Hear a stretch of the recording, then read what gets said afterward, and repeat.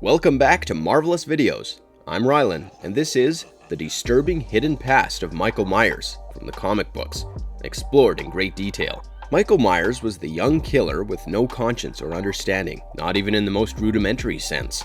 He had no sense of right or wrong, good or evil, life or death. Even as a child, Michael had a pale, emotionless face. And yes, those eyes, the emotionless, impassive, blackest eyes.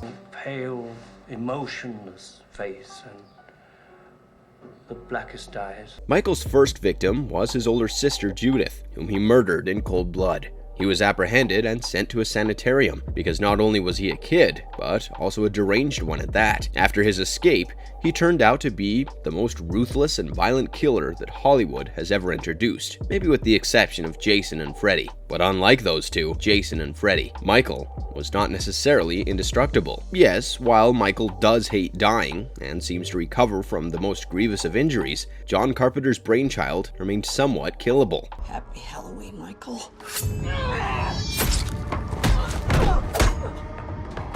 Having said that, he isn't dead just yet, so there must be something unnatural about him, something genuinely evil that makes him the very essence of evil. Now, these things have not really been explored in the films. I mean, why does Michael kill? What are his motivations, if any? What happened to him in the years that he spent at Smith's Grove Sanitarium?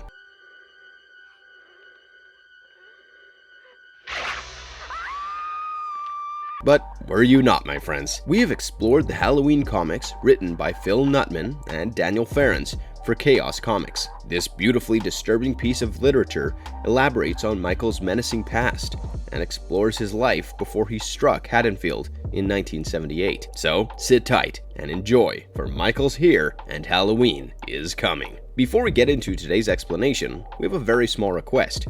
If you like our content, please support us by subscribing to our channel. This is a small click for you, but for us, it means a lot. Thanks. Now, let's begin.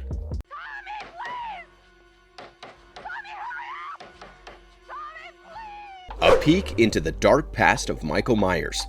The Chaos Comics majorly focused on Tommy, Laurie, Loomis, and of course, Michael Myers. To get you up to speed, we'd give a little background of the characters and events from the film, and then get into the hidden past of Michael Myers. So, as many of you would remember from the John Carpenter 1978 film Halloween, Michael Myers was put into the Smith's Grove Sanitarium in 1963 after he brutally murdered his older sister and became the eponymous slasher of Hollywood. But 15 years later, in 1978, he slipped through his psychiatrist Samuel Loomis's hands while being taken to court. Judith Myers. She came home. Michael found himself once again in Haddonfield, where he began to stalk Laurie Strode. Later that night, Laurie and her friend Annie were babysitting Tommy and Lindsay, respectively. Evidently, the night of horrors had just begun, for all the teens as well as the kids. At the end, when the kids were looking for help, Loomis found them, and he saved them and Laurie by shooting Michael 6 times. What's the boogeyman? As a matter of fact, it was. Next, we meet Tommy in the 6th film of the franchise, The Curse of Michael Myers. In this film, not only does Tommy appear as a young man, obsessed with Michael Myers and his motives, but he also saves certain people from Michael's wrath, ultimately killing the serial killer. Well, at least for the time being. Later, Loomis decides to take care of some unfinished business, and his screams are soon heard, leaving his fate unknown, and revealing that Michael may not be dead. At least not yet. Now, in the comics, it was made certain that Loomis had died, but the events of the Halloween comics take place a year after the events of Halloween 6, so any sort of continuity might be misconstrued. Tommy, where is he? It worked. Power of the runes stopped him.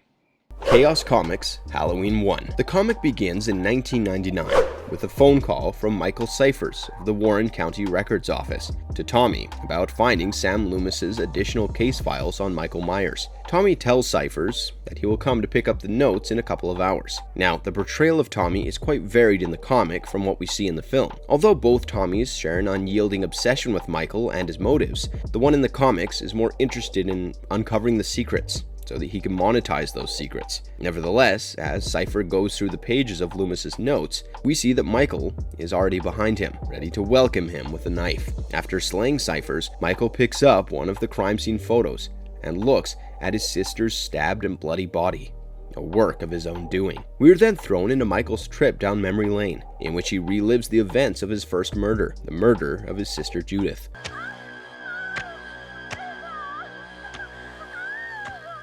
The flashback is cut short as Tommy arrives at Cypher's office to collect the notes. Although he doesn't find the clerk, he finds what he's looking for. It turns out that Michael was still in the room, hiding behind the door, and he would have attacked Tommy had it not been for the security guard who came to Tommy. After all, it was after hours, and Cyphers hadn't told anyone that he'd be expecting a visitor, so the guard was quite uncomfortable with Tommy's presence. They both went to the front desk to fill out the requisition form. Just as the security guard closed the door behind him, we see that Michael had pinned Cyphers with the knife on the door and was curiously looking at his art. Tommy soon returned to his house in Haddonfield and started going through the pages of Loomis's diary. So, when Loomis first met Michael, he was concerned about the murderous kid. Although Michael had known to have committed an insanely criminal act, he was still simply a kid and was locked up among several inmates, all of whom were far older. The only inmates closer to Michael in age were 4 teenagers. Like Michael, Blair was a boy who had killed his sister and was a private and withdrawn kid. Adrian was an idiotic savant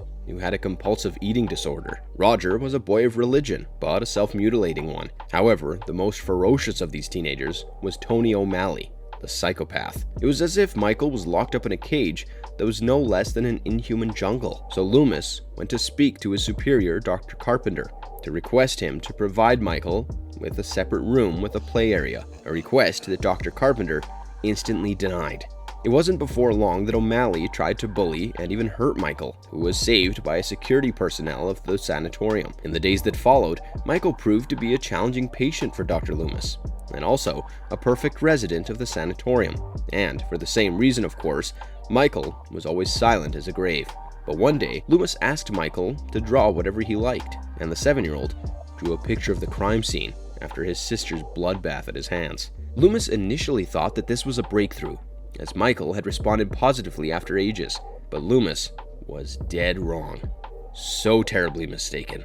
Later that night, the self-mutilator Roger was found in the same room as the psychopath O'Malley. Only O'Malley's right eye had been stabbed with a crayon, presumably the same crayon that Michael had used to paint the ugly picture. Although Roger claimed responsibility, Loomis was sure that Michael was involved, directly or indirectly. After the O'Malley episode, nothing happened for a year, well, until Michael's 8th birthday, on November 1st, 1979, which, coincidentally, was also the day of the first anniversary of Judith Myers' murder. The Sanitarium authorities gave Michael a birthday cake, and Loomis wanted to see how Michael would react to kindness. But before Michael could cut it, the always angry Adrian pounced on it and devoured the cake. Later that day, Adrian was found with severe burns from hot water while taking his bath. Although the reader knows that Michael was behind the event, there was no conclusive proof. After spending a month in the infirmary, Adrian died, apparently of natural causes. Meanwhile, Michael Myers had arrived at Tommy's house. Tommy continues reading the notes and learns that Michael continued to be the model patient, always silent and calm, and others started having issues. Roger committed suicide, and O'Malley became increasingly violent and self-destructive, so much so that he had to be transferred to a padded cell. 6 years passed, and Michael was to turn 14 when Dr. Carpenter decided to throw a Halloween party at the Sanitarium for the insane residents. Despite Loomis's warnings, Carpenter went ahead with the idea, and as expected, there was another death in the Sanitarium. This time, a girl named Nancy. Loomis was furious, and he took out his anger on Michael, but his fiancée and staff, Jennifer, talked him into quitting Michael's case, as he had become a lost cause. But Michael wouldn't have it. So, he decided to cut the root of his problems, Jennifer. He chased her to the roof and pushed her off. Jennifer fell to her death. Although the autopsy called Jennifer's death a suicide, Loomis learned the hard way about the things that Michael could truly do. He went from being his caretaker to his gatekeeper, as if Michael was some sort of demon that had to be guarded and kept inside hell. Tommy had gotten so engrossed with reading Loomis's diary that he didn't realize it was Halloween night already. His mind was both thrilled and exhausted from the information that he had just absorbed and got up to make himself some Irish coffee with Jack Daniels. But just as he got back on his chair, Michael appeared in the room, armed with his knife. Tommy was shocked and horrified to see him, because Tommy had killed him a year previous. Tommy fired several shots at Michael, but all to no avail. In the heat of the moment, Tommy smashed his whiskey bottle on Michael's head, and then burned his face with a Zippo. Michael fell from the window and disappeared, while Tommy went all out Liam Neeson and pledged to find Michael and kill him. Michael, stop!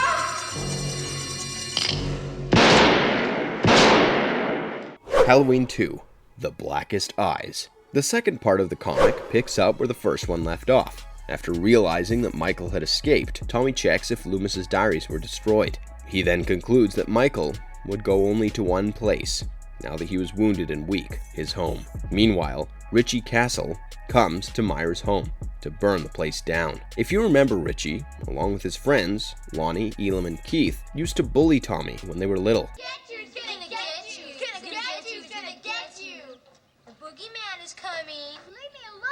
In the original film, Richie had the unfortunate opportunity of bumping into Michael Myers, who let him go. But after 24 years later, Richie's life had not been kind to him. He not only lost his job, but also his wife. It seems now that he only wants to burn the Myers house down to satisfy something within himself and let go of all the haunting memories. After entering the home, Richie met with someone who he assumed was Michael. This mysterious person ended up being Lee Brackett, the same cop from the first film, who was Annie's father and an ex-boyfriend of Judith Myers, Michael's sister. Both Richie and Lee thought that the other person was Michael, and hence, Lee ended up shooting Richie down. Realizing that leaving Richie's corpse at the Myers home would bring him trouble, he takes the body away to bury it in the pumpkin field. But by now, Tommy had also arrived at the same spot. He was surprised to see Lee Brackett taking a body out of the house and stuffing it into his car. Unbeknownst to both of them, Michael was also looking at this strange sequence of events unfold from a distance. Nevertheless, Tommy followed Brackett and finally confronted the old sheriff, who had pledged never to return to Haddonfield after his daughter Annie was killed in 1978.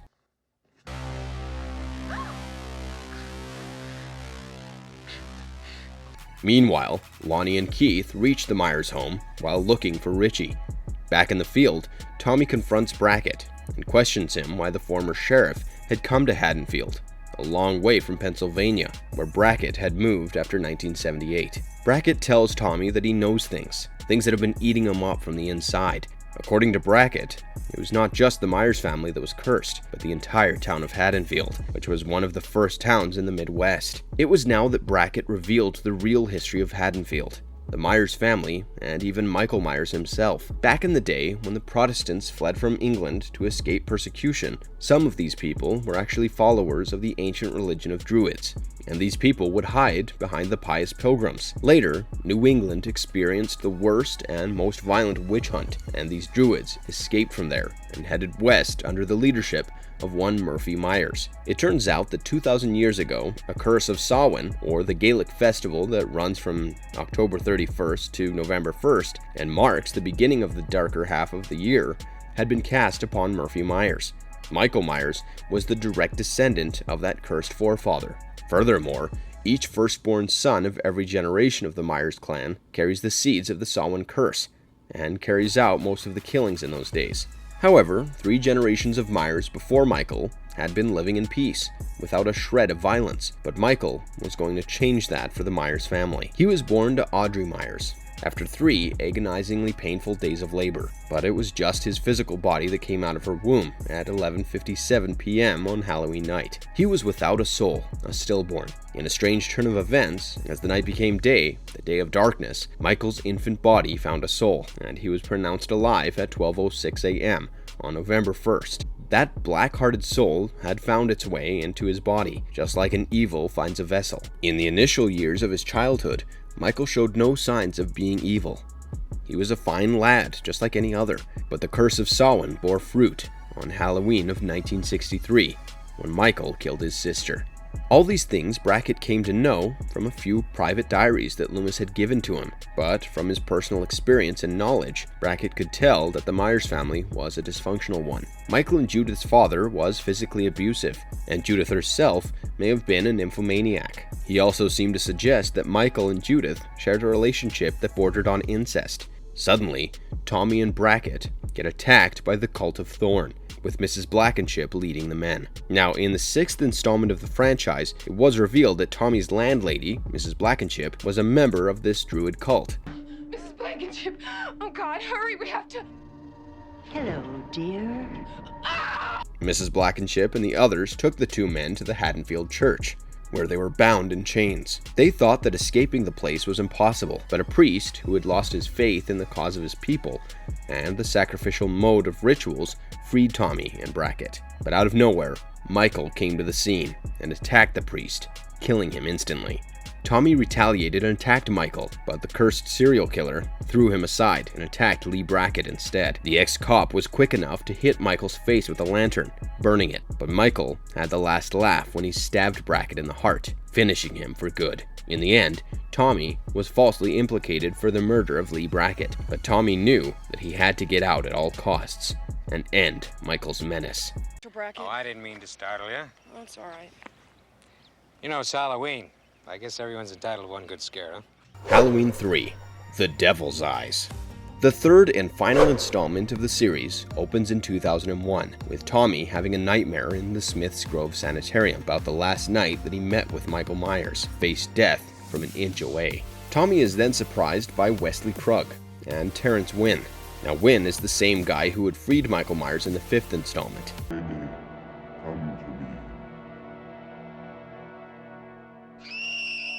Wynn was Sam Loomis's ex-colleague, but also a member of the cult that Mrs. Blankenship had also belonged to. Wynn had come to Tommy to kill him, once and for all, and stage his death as a suicide.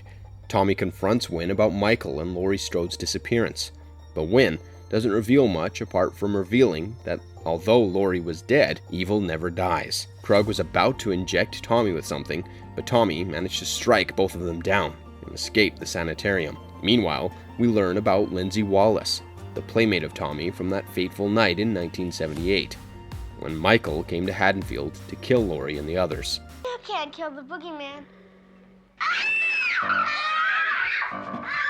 Get in there, come on! Lindsay had grown up to be a successful reporter for a Chicago newspaper, and had returned to Haddonfield to tell the most horrifying tale to her readers, the real-life accounts of her unfortunate adventures with the sinister Michael Myers. It is reiterated through Lindsay's memories that Laurie was Michael's younger sister, and after the death of her parents in 1965, she was adopted by the Strode family. After the events of 1978, Laurie went underground, but she actually took the name of Carrie Tate and started teaching at the Hillcrest Academy.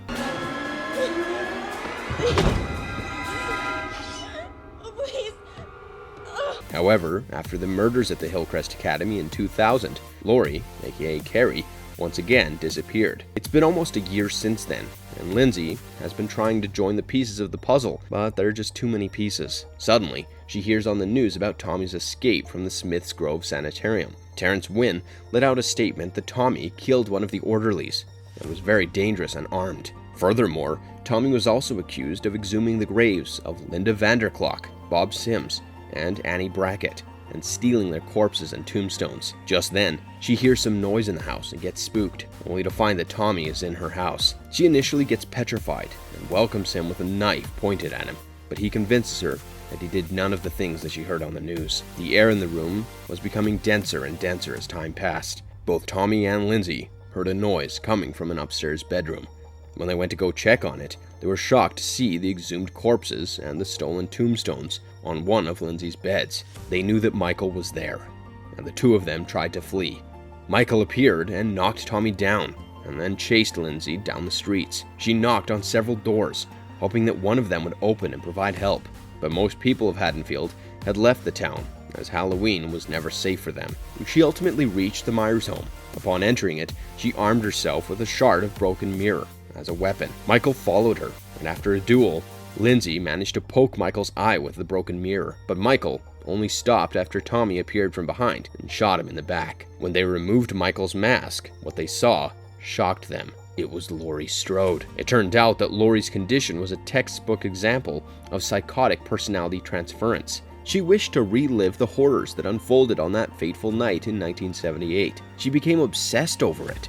So much so that she literally became Michael by assuming his personality. What's the boogeyman? It is possible that Michael is dead, but can we truly say for sure? No, we can't. And if he's alive, and Michael has become him, well, now we have two Michaels at hand. That's going to be an exciting world to live in. The comics prove that H2O and the Curse of Michael Myers belong to the same continuity. However, we know from the 2018 film Halloween that the film is a direct sequel to the original, and also retcons the previous sequels, and naturally, it should be considered canon. 40 years after Michael was committed for his first murder, he was being transferred from Smith's Grove to a maximum security prison. Laurie Strode still lived in fear of Michael and faced Michael along with her daughter and granddaughter.